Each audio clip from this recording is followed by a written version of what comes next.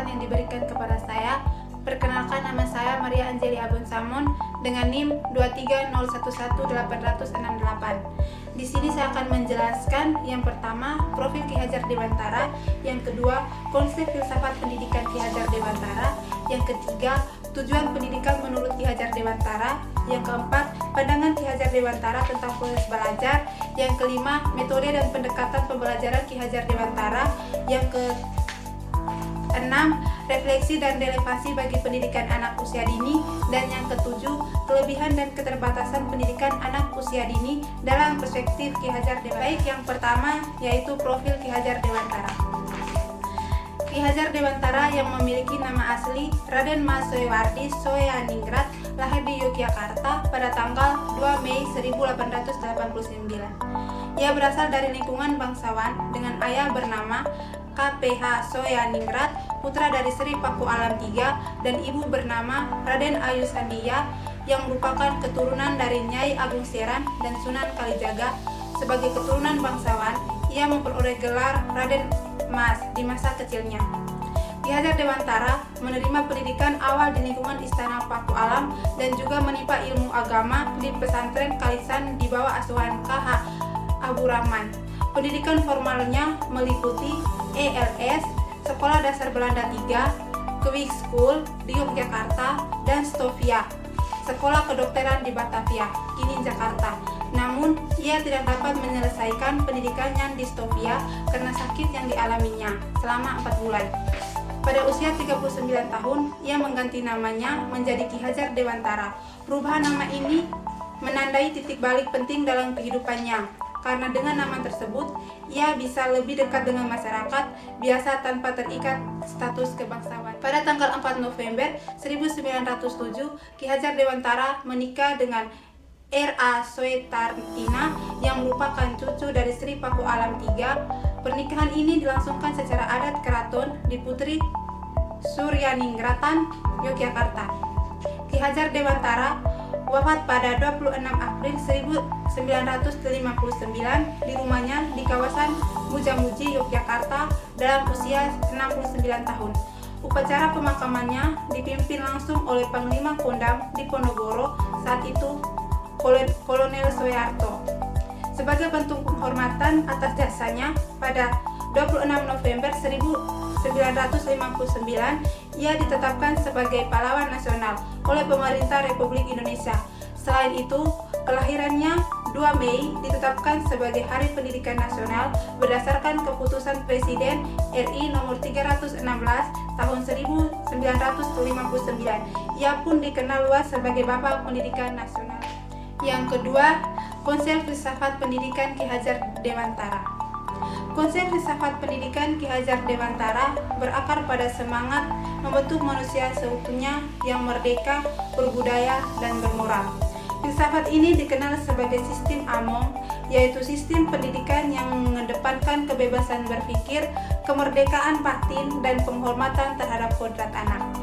Guru dalam sistem Among berperan sebagai pamong yang memimpin tanpa paksaan melalui prinsip Ingar Sasung Tolodo, di depan memberi teladan, Ing Madia Mangun Karso, di tengah membangun semangat, dan Tuturi Handayani di belakang memberi dorongan. Filsafat ini mengintegrasikan nilai-nilai budaya lokal dengan nilai-nilai modern secara selektif dan adaptif, menggunakan pendekatan trikon untuk menjaga kepribadian nasional dalam perkembangan zaman. Ki Hajar Dewantara juga menekankan tripusat pendidikan, yaitu keluarga, sekolah, dan masyarakat sebagai pilar utama pembentukan karakter dan moral anak. Dalam sistem Paguron, pendidikan berfungsi sebagai wahana penanaman nilai budaya, kedisiplinan, dan kemanusiaan yang menyeluruh. Melalui pendekatan ini, pendidikan menurut Ki Hajar Dewantara tidak hanya soal transfer ilmu, tetapi proses pembudayaan, pembentukan karakter, dan penguatan jati diri bangsa secara menyeluruh. Yang ketiga, tujuan pendidikan menurut Ki Hajar Dewantara. Menurut Ki Hajar Dewantara, pendidikan adalah proses pembudayaan yang bertujuan untuk membentuk manusia secara utuh, lahir dan batin, agar mampu hidup merdeka dan berkepribadian sesuai kodratnya sebagai manusia dan anggota masyarakat. Pendidikan harus menanamkan nilai-nilai budaya, moral, dan kemanusiaan sejak dini. Adapun tujuannya sebagai berikut. Yang pertama, membentuk manusia seutuhnya. Pendidikan harus mengembangkan potensi akal, ngerti, perasaan ngeroso, dan tindakan ngelakoni, sehingga siswa tidak hanya cerdas secara intelektual, tetapi juga memiliki empati dan mampu bertindak sesuai nilai-nilai moral. Yang kedua, penanaman kebudayaan. Pendidikan bukan hanya untuk memelihara kebudayaan, tapi juga memajukannya dan menyesuaikannya dengan perkembangan zaman melalui prinsip trikon, kesinambungan, keterbukaan terhadap budaya luar secara selektif, dan tetap menjaga kepribadian nasional. Yang ketiga, menghidupkan jiwa sosial dan kemanusiaan. Pendidikan menurut Ki Hajar Dewantara harus menghasilkan manusia yang sadar akan tanggung jawab sosial, bermoral tinggi, dan memiliki jiwa kemanusiaan. Yang keempat, menyesuaikan dengan kodrat alam. Proses pendidikan harus berjalan sesuai dengan potensi alamiah anak dan tidak boleh dipaksakan. Hal ini untuk menjamin bahwa pertumbuhan siswa berlangsung alami dan harmonis. Dan yang kelima, mempersiapkan siswa hidup dalam masyarakat. Pendidikan harus menuntut anak agar hidup menjalani hidup sebagai manusia, utama di tengah masyarakat yang menjembung tanpa kehilangan jati. Pandangan Ki Hajar Dewantara tentang proses belajar. Ki Hajar Dewantara memandang bahwa proses belajar adalah pembentukan manusia seutuhnya melalui bimbingan yang sesuai dengan kodrat alam anak, terutama di usia dini. Dalam konteks PAUD, beliau menekankan bahwa pembelajaran harus dilakukan melalui bermain, berkesenian, berinteraksi dengan budaya lokal seperti mendongeng, dolaan anak, dan kegiatan seni. Konsep among menjadi dasar dalam pembelajaran di PAUD, di mana guru bertindak sebagai pamong yang menuntut dengan kasih sayang dan memberikan kebebasan. Proses belajar harus menyentuh 3 aspek. Yang pertama, kognitif, yang kedua, afektif, dan yang ketiga, psikomotorik, yang sangat relevan dan dalam tahap perkembangan anak. Metode dan pendekatan pembelajaran Ki Hajar Dewantara. Yang pertama, metode pembelajaran Ki Hajar Dewantara. Di sini ada 4. Yang pertama, sistem among. Dalam metode ini, guru berperan sebagai pamong, yaitu pembimbing yang tidak memaksa, namun menuntut anak dengan kasih sayang. Sistem among dijalankan melalui 3 prinsip. Yang pertama, ingat sasung tulada, guru di depan memberi teladan. Yang kedua, imandia mangun karsa, guru di tengah membangun semangat, dan tuturi handayani, guru di belakang memberi dorongan. Sistem among menempatkan peserta didik sebagai subjek yang aktif, bebas, dan bertanggung jawab dalam proses belajarnya. Yang kedua, metode latihan panca indera. Ki Hajar juga menekankan pentingnya pengembangan panca indera sebagai dasar untuk mendidik rasa pikir, dan karsa anak. Anak belajar melalui pengalaman langsung seperti bermain, bernyanyi, menari, dan bercerita, yang merangsang semua indera dan membentuk dasar kepribadian. Yang ketiga, belajar melalui bermain. Khususnya untuk PAUD, Ki Hajar Dewantara menekankan bahwa bermain adalah cara terbaik untuk belajar. Bermain membantu anak-anak mengembangkan keterampilan sosial, motorik, dan emosional secara alami dan menyenangkan. Yang keempat, keteladanan. Keteladanan anak-anak belajar banyak dari contoh yang diberikan oleh orang dewasa. Oleh karena itu, guru harus menjadi panutan dalam sikap dan perilaku agar nilai-nilai karakter dapat terserap oleh peserta didik. Yang kedua, pendekatan pembelajaran Ki Hajar Dewantara. Di sini ada 4. Yang pertama, pendekatan budaya pembelajaran menggunakan budaya lokal seperti media, seperti dolaan anak, lagu daerah, cerita rakyat, dan bahasa ibu. Pendekatan ini memperkuat identitas budaya dan nasionalisme sejak dini. Yang kedua, pendekatan kodrat alam pendidikan harus sesuai dengan perkembangan alami anak. Guru tidak boleh memaksa anak belajar hal yang belum sesuai tahap perkembangannya. Yang ketiga, pendekatan holistik dan individual.